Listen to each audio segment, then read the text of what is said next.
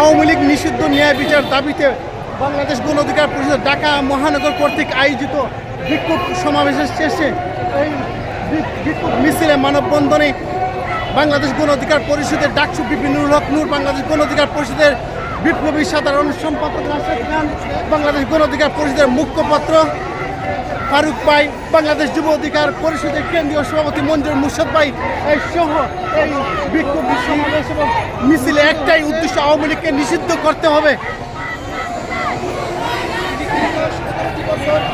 আপনারা ইতিমধ্যে দেখতে পাচ্ছেন নারী নেত্রীরা কিন্তু এগিয়ে আছে, সবাই কিন্তু একটাই উদ্দেশ্য, আওয়ামী লীগকে নিষিদ্ধ করতে হবে।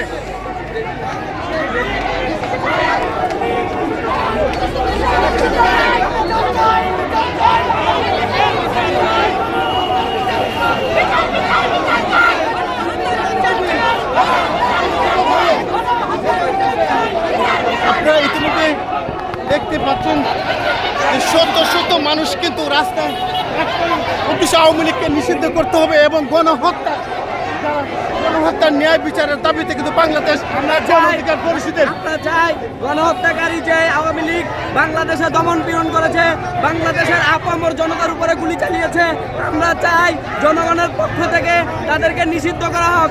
পাশাপাশি যারা বিগত বছরে দখলদারি, চাঁদাবাজি, গুম খুন করেছে তাদের সাথে তাদের বিরুদ্ধে কঠোর থেকে কঠোরতম আইনি ব্যবস্থা নেওয়া হোক।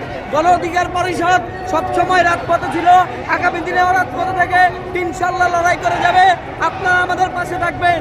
শুনছিলেন যে একজন আন্দোলনের কথা, যে সবার একটাই উদ্দেশ্য আওয়ামী লীগকে নিষিদ্ধ করতে। আওয়ামী লীগ সংগঠন জঙ্গিবাদী সন্ত্রাস স্বৈরাচারের সরকার, এই সংগঠনকে নিষিদ্ধ করতে এত সময় নেওয়া হচ্ছে কেন? এটাই হচ্ছে এই আজকে এই ঢাকা মহানগরের এই বাংলাদেশ গণ অধিকার পরিষদ কর্তৃক আয়োজিত আজকের এই সমাবেশ এবং বিক্ষোভ মিছিলে আপনাদেরকে দেখানোর চেষ্টা করব।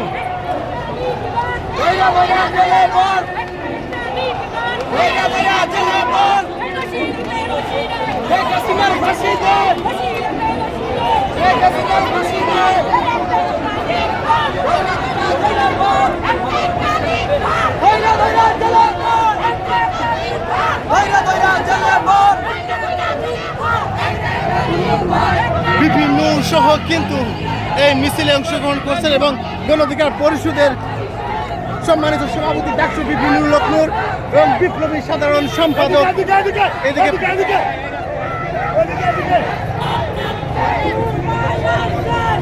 পুলিশ প্রশাসন